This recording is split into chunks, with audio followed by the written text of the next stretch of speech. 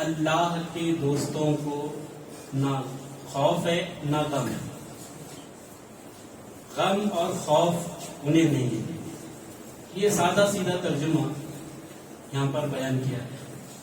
اب دیکھیے اردو گرامیٹیکلی طور پر، عربی گرامیٹیکلی طور پر آپ دیکھیں گے تو الا جو ہے یہ تنبیہ کے لیے آتا ہے، کسی کو الرٹ کرانے کے لیے، جگانے کے لیے، ہوشیار کرانے کے لیے الا کا استعمال ہوتا ہے.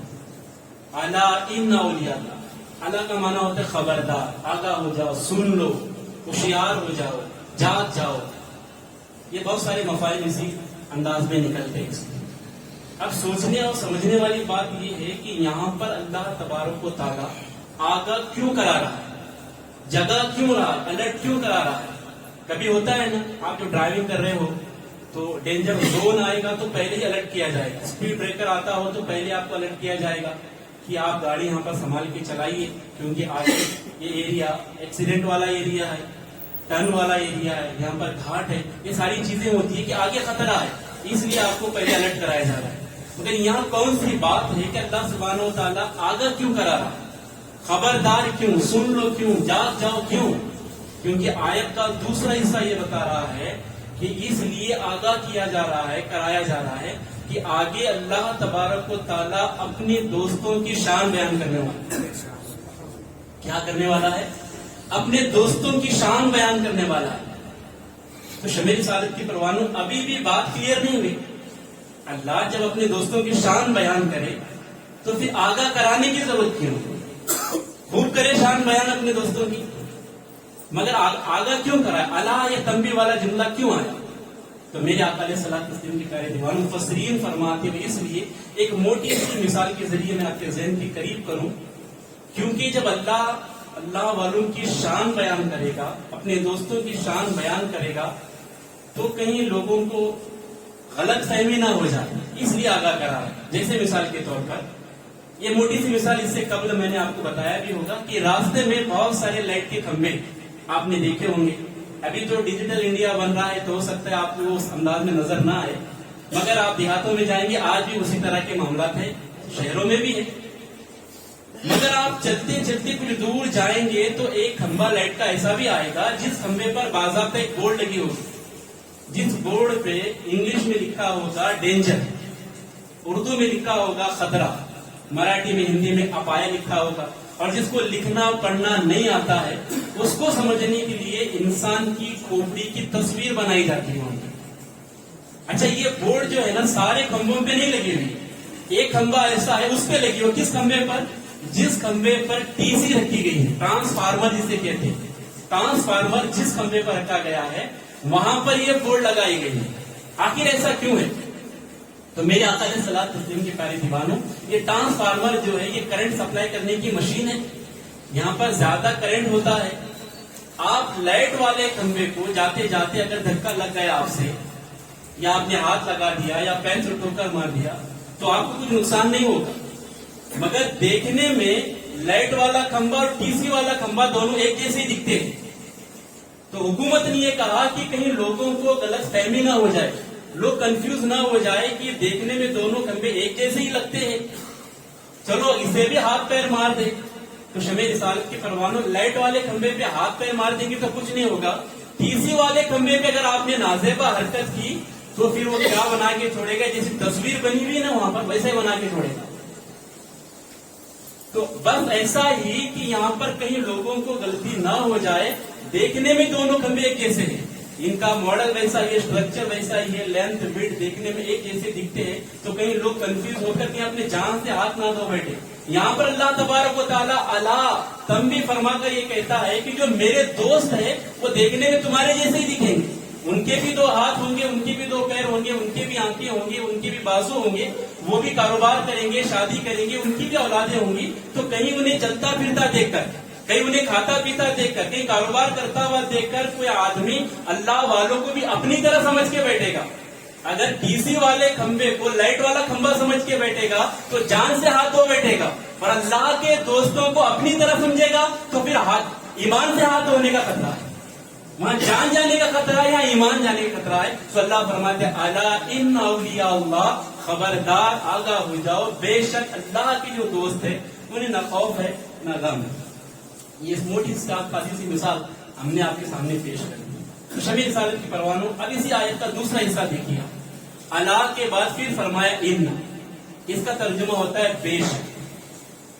الا پر ہی کافی تھی بات مکمل ہو چکی تھی کہ اللہ والوں کو اپنی طرح سمجھنا نہیں ہے, دیکھنے میں تمہاری طرح دکھیں گے, اپنی طرح سمجھ کے بیٹھو گے تو پھر ایمان سے ہاتھ دھو بیٹھو گے. مگر آگے پھر فرماتا ہے ان بے شک. یہ اس لیے آتا ہے, مفسرین فرماتے ہیں, ملا علی قاری علیہ الرحمٰن نے فرمایا یہ شک کو رد کرنے کے لیے استعمال ہوتا ہے کہ وہاں پہ شک پیدا ہونے والا ہوتا ہے تو کہا جاتا ہے کہ ان بے شک. اس شک کی کوئی گنجائش یہاں پر نہیں, شک کو ختم کر دیا. اچھا شک کیوں پیدا ہوگا, یہ بھی سوچنے والی بات ہے. شک اس لیے پیدا ہوگا کہ جب اللہ اپنے دوستوں کی شان, ان کی طاقت, ان کی قدرت, ان کے تصرفات, ان کے کمالات, ان کا عروج بیان کرے گا, ان کی بلندی بیان کرے گا, تو انسان یہ سوچے گا کہ کسی انسان کو اتنی بلندی کیسے ملے گی. شک ہوگا اس کو, کسی انسان کو اتنی طاقت کہاں سے ملے گی, کسی آدمی کو اتنی قوت کہاں سے آئے گی. اس کے قوت پر, اس کے کمال پر, اس کے طاقت پر, اس کے عروج پر, اس کے ترقی پر, اس کی بلندی پر اس کو شک ہوگا. وہ شک کرنے لگے گا, ارے ایسا نہیں ہوگا. شیطان کان بھرے گا, ارے ایسا تھوڑی ہوتا ہے. تو پھر وہ شک کرنے لگے گا. تو مولا جانتا ہے کہ میرے بندے شک کرنے والے ہیں میرے دوستوں کی شان سن کر, اسی لیے پہلے ہی سے فرمایا ان بے شک. شک نہ کرنا, الا ان اولیاء اللہ, خبردار شک نہ کرنا وہ میرے دوست ہیں. ارے بھائی کوئی کارپوریٹر کا بھی اگر کوئی دوست ہوگا نا, اس کی بھی شان بڑی ہوتی ہے نا, اس کی بھی محلے میں بہت کچھ چلتی ہے. جو اللہ کا دوست ہوگا اس کی شان کیسی ہوگی, جو اللہ کا دوست ہوگا تو شک کرے گا انسان. میں آپ کو بتاؤں کیسے شک ہوتا ہے. آپ بھی اگر وہ سنیں گے اللہ والوں کے کمالات کو تو ہو سکتا ہے شک میں مبتلا ہو جائیں گے. اللہ اس کو پہلے رد کر دیتا ہے. کیسے دیکھیے, ایک بزرگ ہے جن کا نام حضرت سید احمد رحمۃ اللہ علیہ, بہت پائے کے بزرگ. ان کا انتقال ہوا منگل کے دن. کب انتقال ہوا بولیے, منگل کے دن. لوگوں تک خبر پہنچی, جنازے میں لوگ شریک ہو گئے, کثیر تعداد میں لوگ آئے. اتنے لوگ آئے کہ جہاں تک آپ دیکھتے ہیں آپ کی نظر بس سر ہی سر نظر آتے, تاحد نظر بس لوگوں کا سر ہی نظر آتے. اتنے کثیر تعداد میں لوگ پہنچے کیونکہ وقت کے بہت بڑے اللہ کے ولی تھے. جب ان کا جنازہ شام سے جانے لگا, اب دیکھیے انہیں کفن پہنایا گیا, غسل دیا گیا, جنازہ تیار کر کے لوگ لے کے آ رہے ہیں اور قبرستان میں قبر تیار ہے. جب جنازہ لے کے لوگ آنے لگے, کثیر تعداد میں لوگ اس میں موجود تھے, تو ایک بوڑھیا اپنے گھر کے سامنے آنگن میں بیٹھی ہوئی تھی. اس نے دیکھا کہ اتنی بھیڑ اور اتنی کثرت کے ساتھ لوگ. اس نے پوچھا کہ کس کا جنازہ جا رہا ہے, اتنے سارے لوگ آ گئے ان کے جنازے میں. تو سننے والے نے کہا یہ اللہ کے ولی کا جنازہ ہے. کیا کہا, یہ اللہ کے ولی کا جنازہ, اس لیے اتنے سارے لوگ آئے. وہ بڑی بھی پھٹ سے بول پڑے. اس نے کہا اچھا یہ اللہ کے ولی تھے, اتنے سارے لوگ آ گئے, تو اچھا جب اللہ کے ولی تھے تو منگل کے دن کیوں مر گئے, انہیں تو جمعہ کے دن مرنا چاہیے تھا, کیونکہ جمعہ کا دن افضل دن ہے نا. جو اللہ کا ولی ہے تو منگل کے دن کیوں مر گیا, جمعہ کے دن مرنا چاہیے تھا. تاریخ گواہ ہے, حضرت سید احمد رحمۃ اللہ تعالی علیہ جنازے سے اٹھ کے بیٹھے, کفن پھاڑ کر نیچے اتر کے آئے گا, اماں آج کے بعد جمعہ کے دن ہی مروں گا. اب نہیں, اب اٹھ کے بیٹھ گئے, اب جمعہ کے دن ہی مروں گا. اور ایسے ہی ہوا, جب جمعہ آیا تو پھر آپ کا وصال پاک ہوا. جب یہ بات کسی کے سامنے آئے گی تو مجھے بتاؤ شک ہوگا کیا نہیں ہوگا. لوگ بولے گا میں نے انہیں غسل دیا تھا, کفن پہنایا تھا, قبر کو تھا, جنازہ لے کے جا رہے تھے, پھر زندہ ہو کے اٹھ کے بیٹھے, تو شک ہوگا ان کے کمال کو دیکھ کر, ان کے پاور کو دیکھ کر. اس لیے مولا فرماتے الا ان اولیاء اللہ, خبردار شک مت کرنا. کیوں نہیں کرنا, کیونکہ وہ میرے دوست ہیں, ان کو پاور, ان کو کمال ہم نے دیا. ایسے بہت سارے واقعات دیکھیے. سرکار سیدنا غوث پاک رضی اللہ تعالیٰ کی پھوپھی جن کا نام بی بی عائشہ رضی اللہ تعالیٰ عنہ, برگال پڑا بغداد شریف میں, بارش کی ایک بوند نہ ہوئی, لوگ پریشان تھے, دعائیں کرتے تھے. استسقاء کی نماز آتی ہے, جب بارش نہیں ہوتی ہے تو چھوٹے چھوٹے بچوں کو, جھپتا کی جانوروں کو لے جا کر جنگل میں جا کر وہاں پر نماز پڑھی جاتی ہے, دعا کی جاتی ہے, خاص بارش کی. سب کچھ کر لیا مگر ایک بوند بھی نہ بن. لوگ پریشان تھے. پھر کسی نے کہا کہ اس طرح کام نہیں چلے گا, پھر کیا کریں گے, کہا کسی اللہ والے سے دعا کرا, ان کی دعا سے کچھ کام بنے گا. تو اس ایریا کے لوگ جو تھے ان کے قریب میں پڑتا تھا. جب یہ سرکار سیدنا غوث پاک رضی اللہ تعالیٰ کی پھوپھی کا وہیں پہ آستانہ تھا, وہیں پہ حجرہ تھا, قریب میں تھے, تو لوگوں نے کہا کہ ان کی طرف جاتے ہو مستجاب دعوت, ان کی دعائیں قبول ہوتی ہیں. क्योंकि गौस पाक का घराना आफ्ताब और महताब से भी बुलंद है। सारे औलिया अल्लाह उनके घर में, सारे औलिया अल्लाह। तो फिर उनके पास लोगों ने पर्दे के आड़ में पर्चा भेजा बच्चे के हाथ से, कहा कि हमें दुआ की दरख्वास्त भेजिए, बारिश नहीं हो रही, आप दुआ करिए, काफी दिन से परेशान है। तो जानते आपने मुसल्ला बिछा के दुआ नहीं किया, बल्कि आपने खराटा लिया, झाड़ू, वो अपने आंगन में झाड़ा, थोड़ा झाड़ का यूं इशारा किया रब की तरफ, अल्लाह के बारगाह में, मालिक तेरी बंदी ने झाड़ा है, थोड़ा छिड़काव कर दे, मालिक तेरी बंदी ने झाड़ा है, थोड़ा छिड़काव कर दे। और अचानक बादल जमा हो गया, ऐसा बारिश बरसा कि लोग भीगते हुए घर पे चले। और इतनी बारिश हुई कि अब रुकने का नाम नहीं ले रही। नदियां भर गए, कुएं भर गए, बगदाद शरीफ में पानी ही पानी बह रहा है और लोगों का घर के बाहर निकलना मुश्किल हो गया।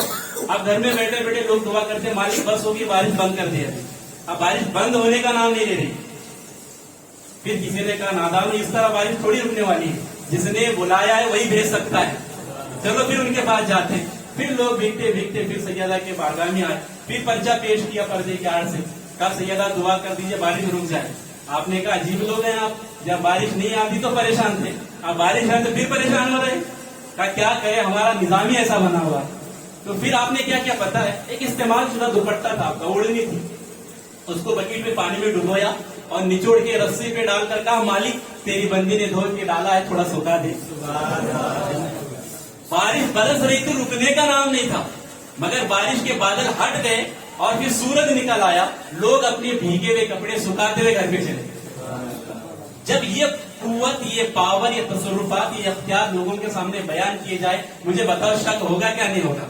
जो देखे वो तो मानेंगे, जो देखा नहीं कानों में सुन रहे शक होगा, ऐसा थोड़ी होता है यार, ये बनी बनाई कहानी होगी, शक करेंगे। तो ये अल्लाह जानता है कि मेरे बंदों के, जो मेरे दोस्त है, उनकी कुव्वत को देखकर शक करेंगे। तो मौला पहले फरमाते, आला इन्ना औलिया अल्लाह, खबरदार शक न करना, मेरे दोस्त है। कौन है? मेरे दोस्त है। आप